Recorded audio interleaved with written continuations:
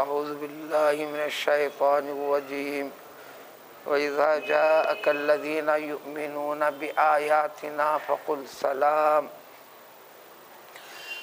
سَلَامٌ عَلَيْكُمْ كَتَبَ رَبُّكُمْ عَلَى نَفْسِهِ الرَّحْمَةَ أَنَّهُ مَنْ عَمِلَ مِنْكُمْ سُوءًا بِجَهَالَةٍ ثُمَّ تَابَ مِنْ بَعْدِهِ وَأَصْلَحَ فَأَنَّهُ غَفُورٌ رَحِيمٌ۔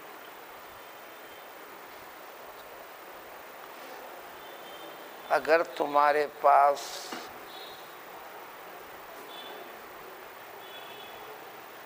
مسلمان آئے،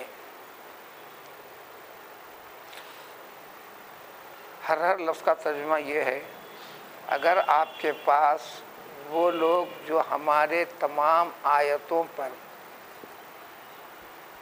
یعنی ایمان اور ایمان کے سارے چیزوں کے اوپر یقین رکھنے والے لوگ،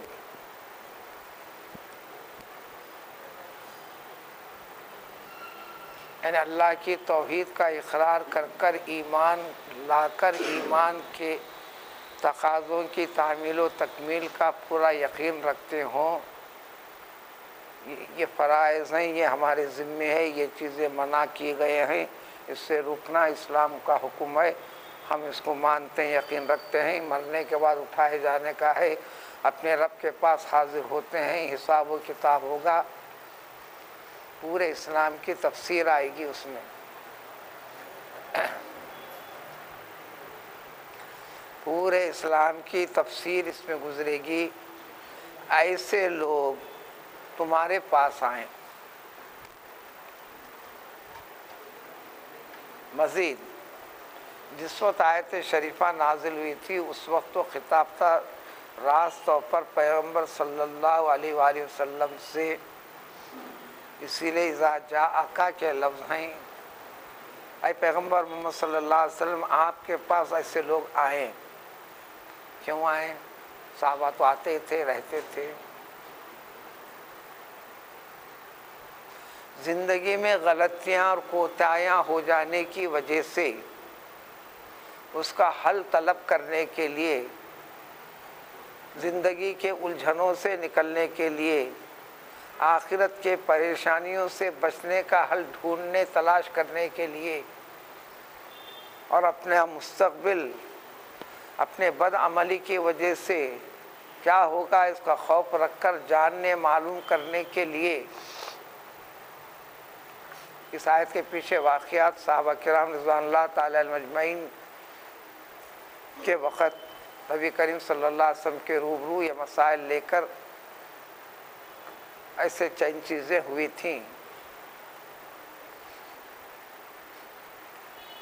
لیکن یہ آیت شریفہ روایات کی وضاحت میں قیامت تک آنے والے ہر مسلمان کے لیے ہے۔ پکے اور سچے مسلمان کے پاس، مسلمانوں میں بھی اسلام سے پوری واقفیت رکھنے والا ایک طبقہ ہوتا ہے، جو دین اسلام کے رموز، احکام اور باریکیوں سے واقفیت رکھنے والا، جس کو قومی علماء کہتے ہیں، مدارس سے واقفیت پا کر سند حاصل کر عالم بننا، عالم دین بننا، یہ ایک حیثیت بالکل الگ ہے، وہ اس کے لیے انفرادی طور پر اس کے لیے اہمیت ہے، قوم کے اعتبار سے وہ کوئی خاص قابل نمایاں شخص نہیں ہوا کرتا، نہ صرف دین بلکہ دین سے ہٹ کر دنیا داری کے بھی علوم و فنون میں کوئی سند، سرٹیفکیٹ، شہادت، صداقت نامہ رکھتا ہو تو رکھنے کی کوئی اہمیت نہیں ہے، جب تک کہ وہ عملی میدان میں اس کا مظاہرہ کرتا نہ ہو۔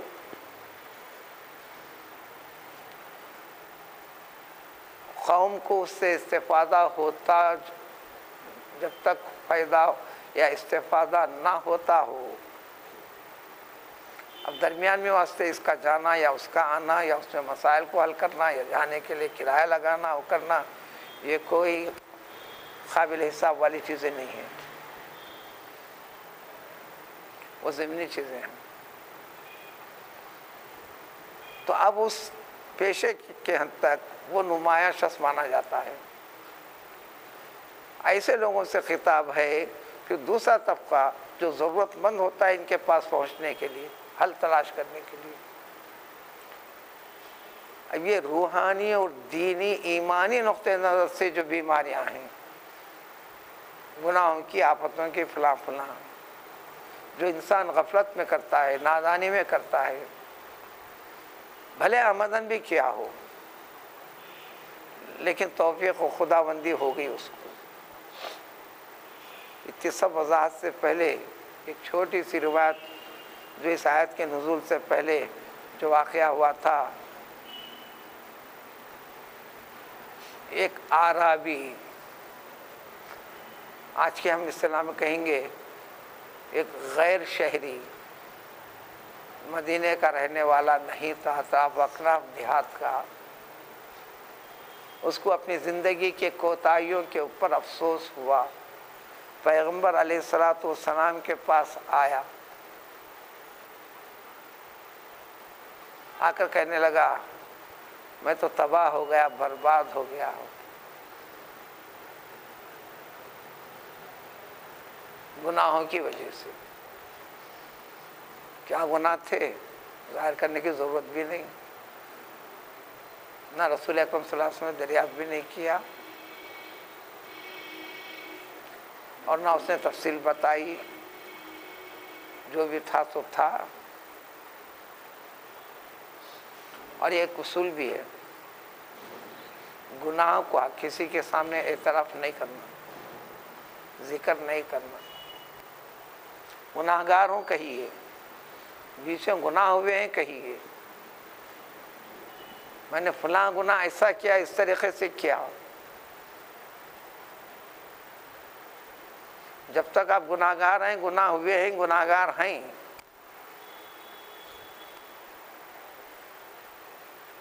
اس کا ذکر، اس کا علم اور پتہ آپ کو اور آپ کے رب کو ہے۔ اب تیسرے فریق کو ہونے نہ پائے۔ جب تیسرے فریق کو جب ہو جاتا ہے آخرت کے فیصلے خداوندی کے وقت پر، اب تیسرا فریق بھی موجود ہوگا، جن کے عدل و انصاف کے تقاضے کے اوپر بات تکمیل ہونا ہے۔ اگر تھرڈ پارٹی اس کے پر گواہ اور شاہد نہیں ہوتی ہے تو رب الرحیم غفور الرحیم اپنے فضل و کرم سے اس کو درگزر فرما سکتے ہیں۔ لہذا ثبوت اور شہادت کے طور پر اپنے گناہوں کو کسی کے لیے شاہد نہیں بنا۔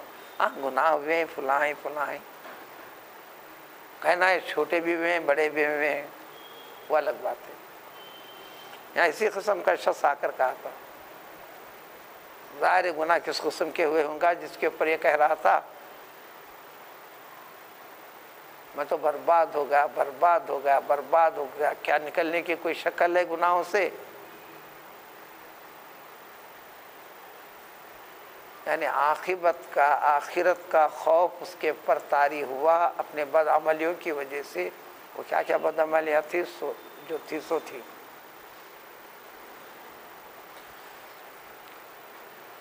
نبی کریم صلی اللہ علیہ وسلم کی عادت مبارکہ تھی ہر اس قسم کے استفسار پر، کسی بھی چیز میں اللہ تعالیٰ کی طرف سے ارشاد کا انتظار، وحی کے کوئی 5 طریقے تھے۔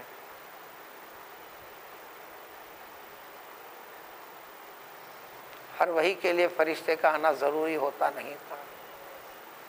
اللہ تعالیٰ راز آپ کے قلب پر الہام فرماتے تھے، آپ خاموشی اختیار کرتے، فوراً جواب نہیں دیتے تھے۔ یہ تو آپ پابند تھے۔ اللہ تعالیٰ کی طرف سے کیا کرتے تھے؟ اس کے علاوہ بھی انتہائی سنجیدہ قسم کا آدمی عام زندگی کے اندر بھی کوئی بھی شخص آئے بھڑکے فلاں کے یہ کیے، جتنا کہتا ہے اس کو کہنے دینا، اطمینان سے سننا، اطمینان سے سننا، فوراً جواب دینے کی کوشش نہیں کرنا۔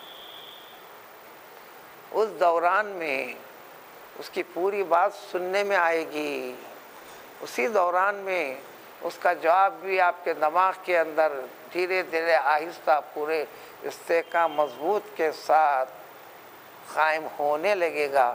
عجلت میں جلد بازی کے اندر غلطیوں کا امکان ہوتا ہے۔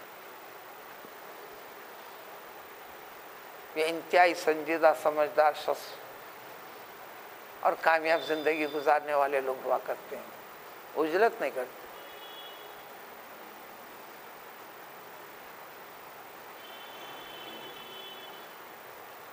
میں بھائی سے مریض ایک دواخانے میں پہنچا، حیدرآباد کے مشہور دواخانوں میں سے، مسلم ڈاکٹر صاحب، باپ بیٹے سب مشہور،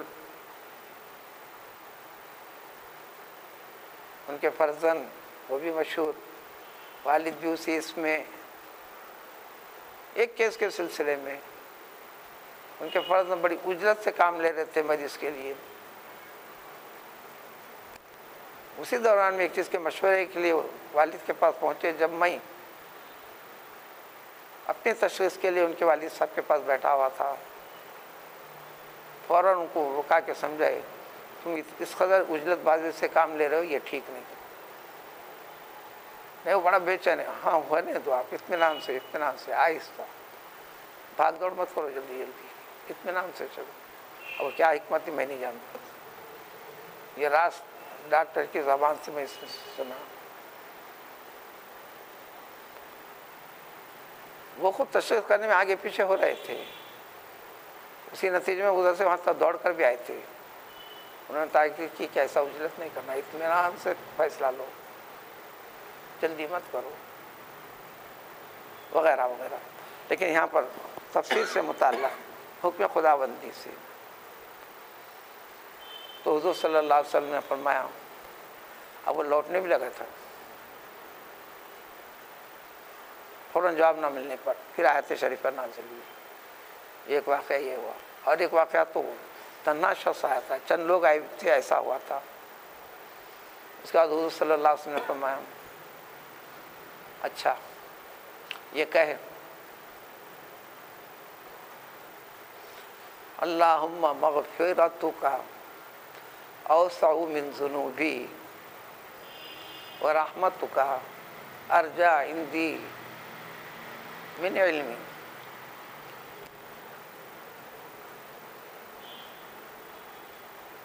اردو میں ترجمہ ہے، اے میرے پروردگار،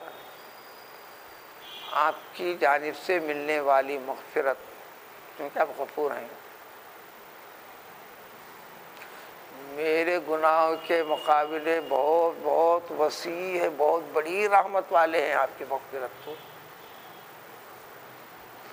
اور آپ کی رحمت میرے علم میں جس قدر جتنا علم ہے اس سے کہیں بڑھ کر وسیع و زیادہ اور پر امید ہے، میں توقع رکھتا ہوں۔ یہ اردو ترجمہ ہے، وہ تو عربی تھا، عرب تھا۔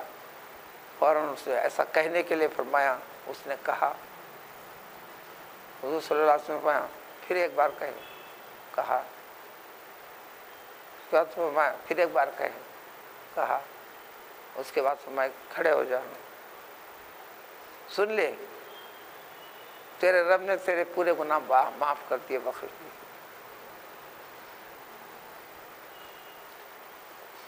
اسماء حسنہ سے اللہ کا حکم ہے، وَلِلَّهِ الْأَسْمَاءُ الْحُسْنَىٰ فَادْعُوهُ بِهَا، ان ناموں کے واسطے سے اللہ سے مانگو۔ زندگی کے ہر پہلو سے، کائنات سے جڑی ہوئی ہر چیز سے تعلق رکھتے ہیں وہ معنی اور مطلب اسماء خداوندی ہے۔ یہاں مغفرت مطلب تھی، اللہ سے مہربانی طلب کرنا تھا، صفت رحمانیت کو، صفت غفاریت کو، کہ تو غفور ہے، مغفرت کا مطلب وہی ہوا۔ اللہ تعالیٰ کا کام اللہ کو یاد دلا کر اللہ سے اور اس کی کبریائی کا اعتراف کر کر ذکر کر دیا گیا۔ اب یہاں پر لیکن ایک عام طریقہ جو ہے، قیامت تک آنے والے مسلمانوں کے لیے ایک سبق دیا گیا، اس قسم کا تمہارے پاس شخص آئے تو کیا کرو، فقل، تو تم کہنا، اس وقت خطاب تھا رسول اللہ صلی اللہ علیہ وسلم سے، اللہ تعالیٰ نے پابند فرمایا کہ اے نبی آپ ان سے کہنا، بالواسطہ اس کے بعد یہی حکم ہے۔ سارے مفسر اور روایت یہی بتاتے ہیں کہ صرف صحابہ کے ساتھ مخصوص نہیں ہے، قیامت تک کے لیے تمام مسلمانوں کے لیے اس سے کہنا سلام علیکم، سلام سلامتی، اس کے لیے عافیت کی دعا دو۔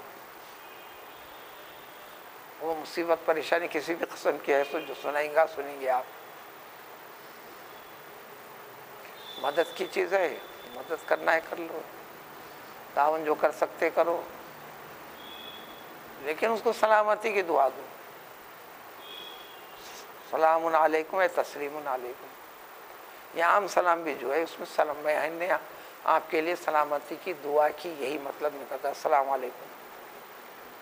اس لیے سلام کرنا سنت ہے، سلام کا جواب دینا واجب ہے، یعنی دعا کو قبول کرنا ہے،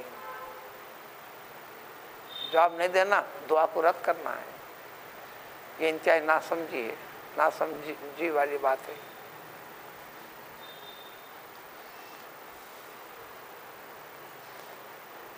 اس کے بعد اس آیت شریفہ کے بعد پیغمبر صلی اللہ علیہ وسلم پہل کرتے تھے، آگے بڑھ بڑھ کے بار بار سلام کرتے تھے۔ بعض مرحلوں کے اندر تو صحابہ نے پوچھا تو کہا اللہ نے مجھے پابند کیا ہے کہ میں تم کو سلام کروں، میں تم کو سلامتی کی دعا دوں، اس لیے امت کو بھی حکم دے دیا آواز میں افشوا السلام اطعموا الطعام صلوا باللیل والناس نیام، اور کما قال نبی علیہ الصلوۃ والسلام، اے لوگوں سلام کو کثرت کے ساتھ پھیلاؤ، عام کر دو۔ بلکہ ایک مرتبہ فرمایا ان من اشراط الساعۃ السلام بالمعرفۃ، پہچانت کی بنیاد پہ سلام کرتا ہے، کرنے لگتے ہیں اگر لوگ تو سمجھو کہ قیامت کی علامتوں میں سے یہ بھی ایک علامت ہے، فلاں صاحب السلام علیکم، غرض ہے السلام علیکم۔ طبقے میں کئی لوگ ہیں آس پاس ادھر، میں جس کو چاہتا ہوں اس کا نام لے کر اس کو سلام کر دیا، تو کرنا کیا چاہیے؟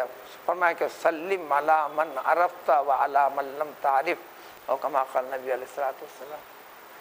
بس مسلمان ہے تو سمجھ گیا، تو جس کو جانتا ہے سلام کر، جس کو نہیں جانتا ہے سلام کر۔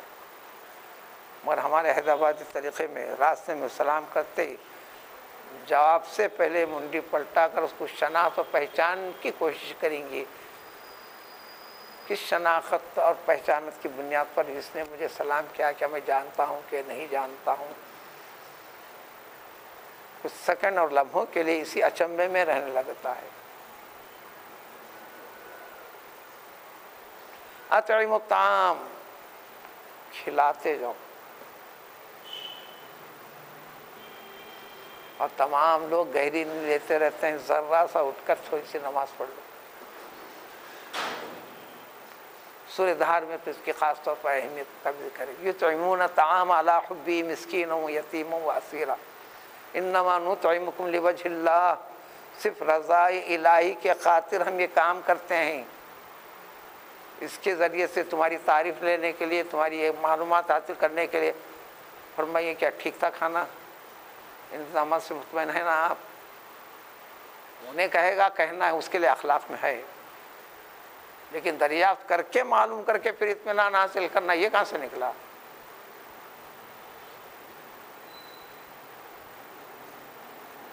کھانے والے کے لیے اس کے اوپر ذمہ داری اخلاق بنتے ہیں، کھلانے والے کے پاس یہ بھی ایک زیادہ طریقہ ہمارے شہر کے اندر ہے۔ ٹھیک تو ہے نا؟ کوئی کمی تو محسوس نہیں ہوئی نا آپ کو؟ کوئی خرابی تو نہیں دکھی نا؟ یعنی کچھ بولی ہے نا، بغیر بولے چلے جا رہے ہیں ہم، سادے سیدھے الفاظ میں یہی ہوا۔ احکام طریقے ایسے غلطیاں ہوتے ہیں اسی لیے ہیں، خالی طنز کرنا بھی نہیں ہے، وقتاً فوقتاً کچھ سمجھتے چلنا، جہاں جہاں ہو سکتا سدھارنے کی کوشش کرتے رہنا۔ اس میں کیا ہے، کام تو ہو گیا، نام چاہتے تھے نام بھی ہو گیا، ان کام کے پیچھے رضائے خداوندی ہونا ہے تو اللہ حبی مسکین اللہ حب اللہ تبارک و تعالی.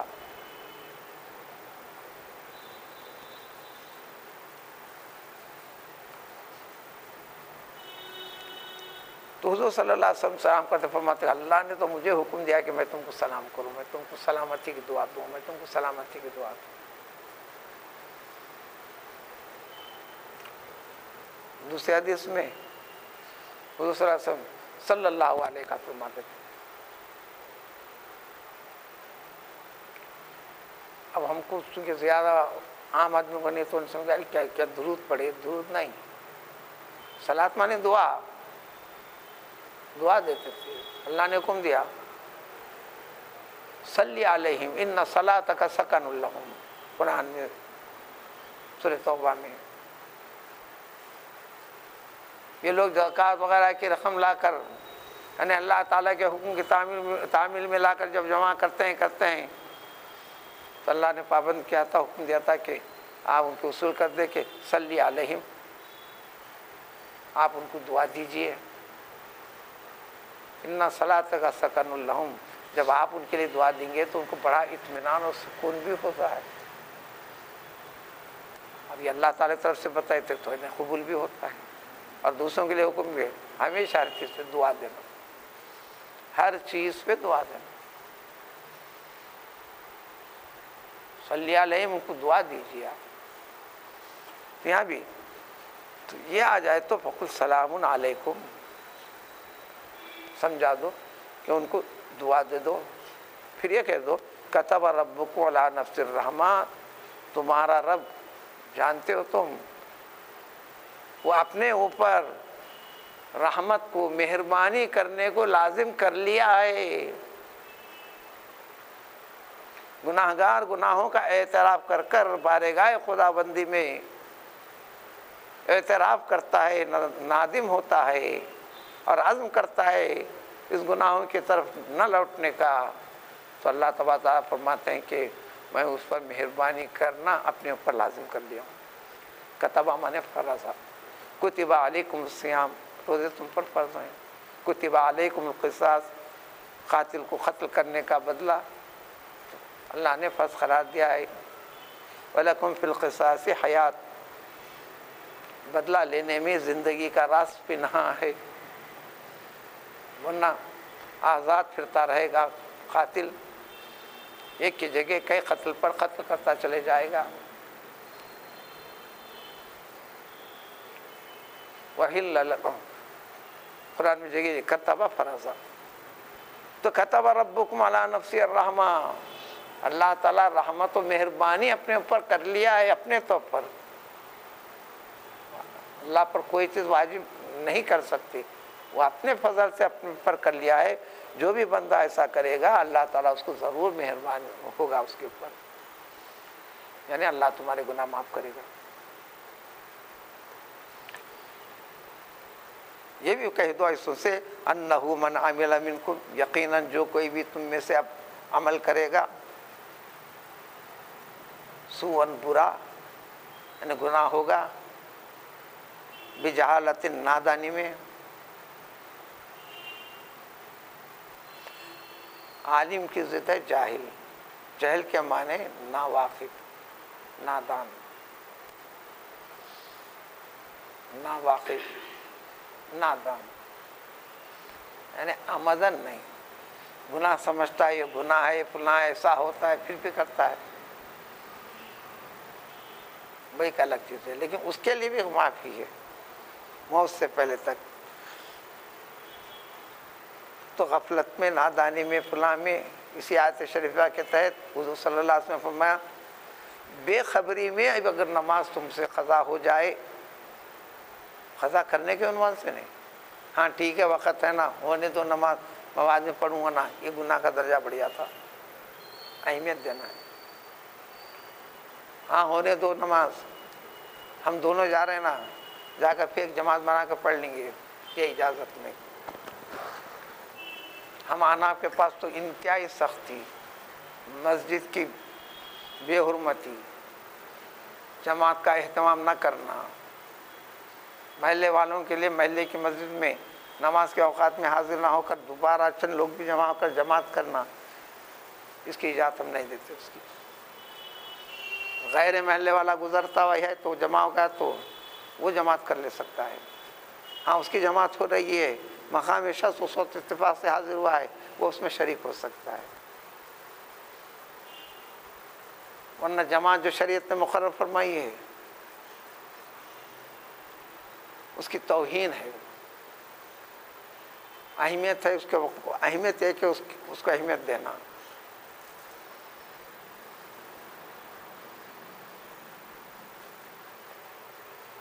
یا میں کم و بیش سب میں یہی ہے، اور اس معاملے کو آج کل یہ سلفی حضرات بالکل یوں ہی آسان معمولی جیسا لے لیے۔ ہمارے اس محلے کے بچن گھر ایسے ہیں، سالوں سے میں مشاہدہ کرتا ہوں، وہ آمدن جماعت چھوڑنا چاہتے ہیں، گویا تربیت ان کیسی ہوتی ہے کیا پتہ نہیں، وغیرہ وغیرہ۔ انہ من عامل منکم، تو حضور صلی اللہ علیہ وسلم کہ جو نادانی میں بے خبری میں بھی نماز چھوٹ جائے، قضا ہو جائے، تو اس کے اوپر بھی توبہ کرنا، یعنی وہ بھی گناہ ہے۔ بے خبری میں جان بوجھ کر چھوڑنا تو اس سے اندازہ لگا لیا جائے، چونکہ حکم خداوندی ہے ان الصلاۃ کانت علی المؤمنین کتابا موقوتا، آپ بولیں گے کہ ہر نماز وقت کے اوپر مقرر ہے، وقت کے ساتھ ساتھ نماز ایک ایسی عبادت ہے، نماز ایک ایسی عبادت ہے اس میں گنجائش، یعنی معمول ظرف قانون کی اصطلاح میں کہتے ہیں، ادا 10 منٹ 15 منٹ 5 منٹ میں ہو سکتی ہے، پھر بھی وقت بچتا ہے۔ لیکن شریعت اصل میں نماز کو جو فرض کی ہے جماعت کے ساتھ ہے، اہتمام اس کا کرنا ہے، تو نہ بے خبری میں، غفلت میں، غفلت کسی بھی قسم کی ہو سکتی ہے، مشغولیت کی ہو جا سکتی، مشغولیت کی وجہ سے پتہ نہیں چلنا اس کی وجہ سے ہو سکتی ہے، نیند کی وجہ سے ہو سکتی ہے، وغیرہ وغیرہ، تو اس کے لیے بھی توبہ کریں۔ ثم تاب من بعدہ، اس کے بعد توبہ کر لیتا ہو، واصلح، اور عزم کر لیتا ہو کہ پھر اپنی طرف سے نہیں کروں گا، بے خبری تو ہو سکتی ہے، یعنی اصلاح کر لیتا ہو، فإنہ یقیناً اللہ تبارک و تعالیٰ غفور ہیں، بخشتے ہیں، اس کی توبہ کو قبول کرتے ہیں، وہاں سے قبول کرتے ہیں، اس پر بہت مہربانی بھی فرماتے ہیں۔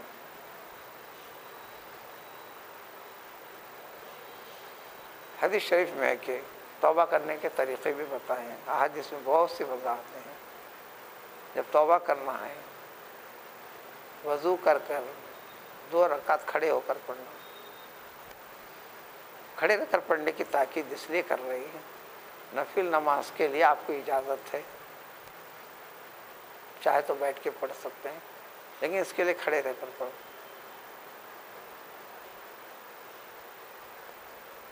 سابقہ وضو نہیں، وہ الفاظ کے لحاظ سے وضو کرے، نیا وضو کرے، کھڑے رہ کر 2 رکعت نماز پڑھے، توبہ کرے۔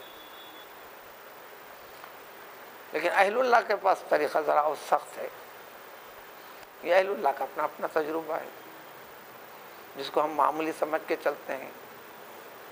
معرفت خداوندی جن کو حاصل ہے وہ کلام پاک کی بدولت ہے، وہ کلام پاک کی بدولت ہے۔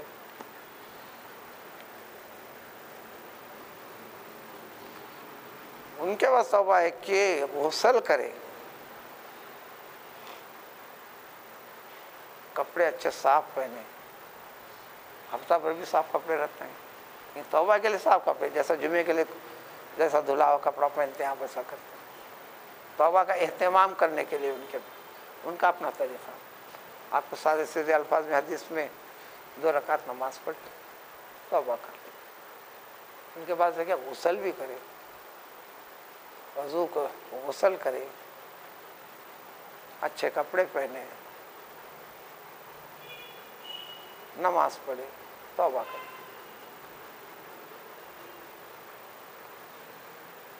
سیرت النبی صلی اللہ علیہ وسلم کا خاص پہلو ہے، چھوٹی سے چھوٹی چیز کے لیے بھی ضرورت کے حل کے لیے پیغمبر صلی اللہ علیہ وسلم دگانا پڑھتے تھے، نماز پڑھا کرتے تھے۔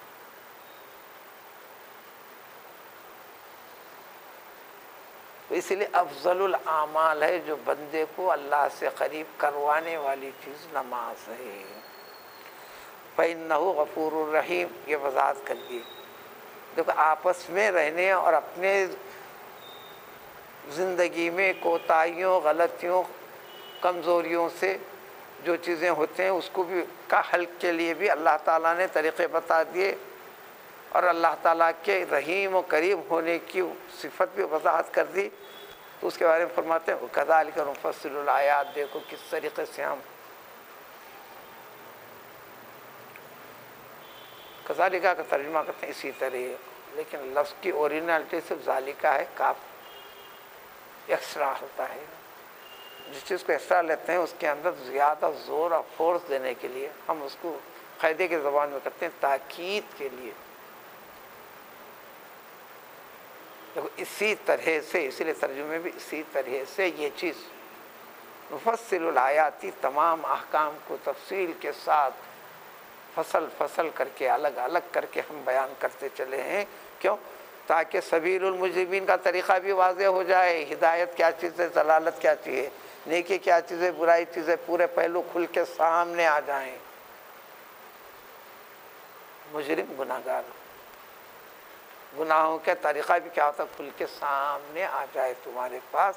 اللہ نے تو واضح کر دیا، یعنی اب توبہ نہ کرنا، اس کو معمولی سمجھنا یہ جرم ہے، یہ مجرم ایسا کرے گا۔